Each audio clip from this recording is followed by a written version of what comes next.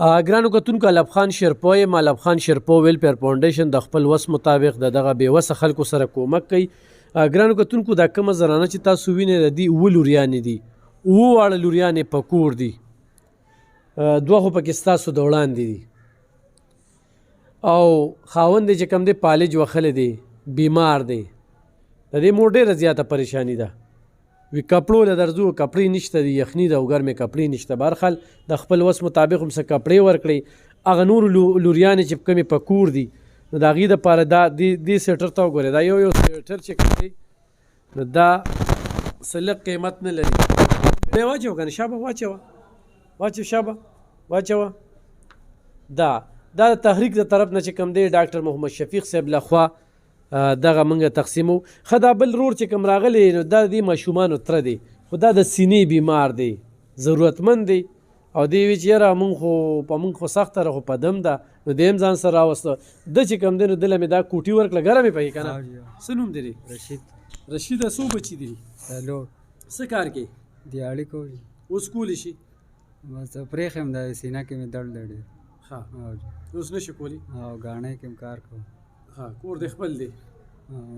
میاګانو دی.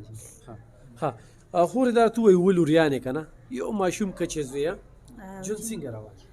یاره بس څوک بس تېرېږي ژوند دی نو بس کله ښه او کله خرابه، بس د الله سرې ته ناست یم.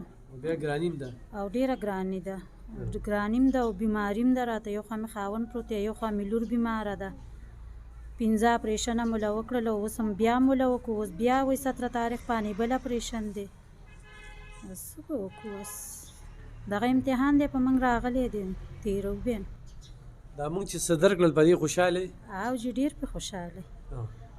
بس الله واړه دې ګرم شو لږ ډېر؟ او ګرم شو.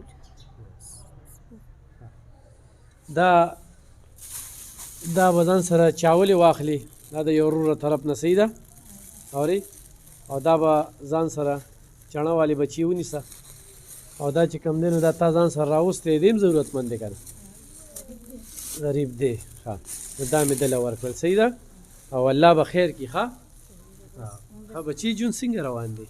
یخني خو ډېره ده که نه؟ یخني ډېره ده. اوس لږه ګرمه شوي بچي؟ ګرمه شوه. څه وایې خلکو ته، څه وایې چې امداد در سره وکړي؟ موږ سره امداد وکړي چې زموږ پلار په خپلو پښو ودرېږي. موږ سره امداد وکړي. کله کله بچي نه خرم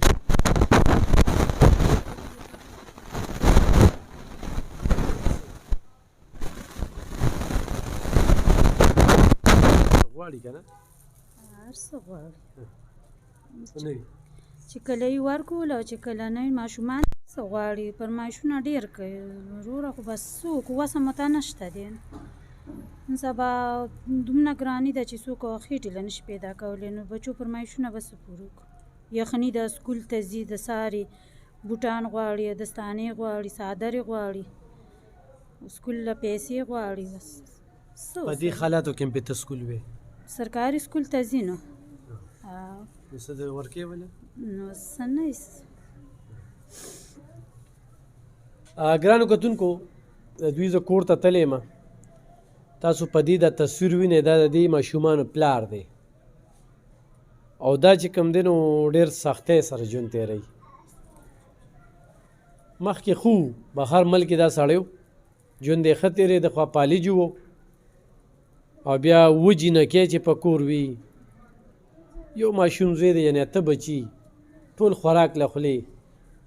دغه مور ده سروالې بروالې وله ګرځي، دې ځای ته راشي څه ورته میلو شي، دا وایي چې دغه یو ځای هم دی. نو موږ به خپل کوشش کوو چې ستاسو مرستې را سره روانې وي نو دوی ته موږ بیا هم ویلی شو چې راشي او چې څه دله درکړو. انشاءالله د سلسله مخ په وړاندې بوځو. ډېره مننه، خوشحاله اوسئ.